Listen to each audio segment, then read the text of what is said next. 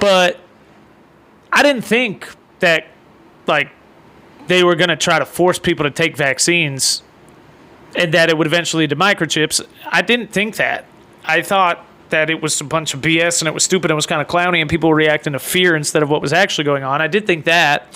And then I would hear people say, I remember I distinctively saw a social media post where this guy said during that time, like before COVID had even hit the United States, it was like right before that all happened.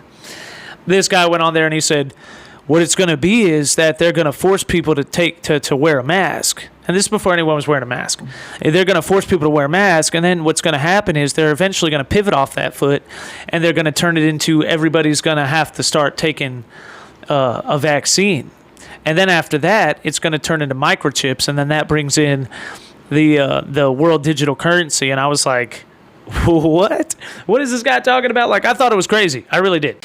But then I witnessed in real time as that guy was deplatformed from social media, completely disappeared overnight, have no idea where he went, never saw him again, never saw the post or anyone like that ever again, never saw him again, have no idea where he went, totally disappeared.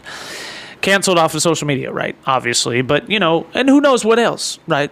Whether he's alive or not anymore, I have no idea. Maybe he was killed. Maybe he's dead. Maybe the CIA killed him. Maybe the New World Order went to his house, found his computer, smashed all his things, took him away in the night, and murdered him. Or maybe he's like Edward Snowden, and he's somewhere off sleeping somewhere because he warned the entire world literally detail for detail before it happened, and he was right about the entire thing. Because no matter how much they try to remove that from history or try to remove that from social media or whatever, or erase the fact that it ever existed, unfortunately, I have a memory, and I have like almost a photographic memory.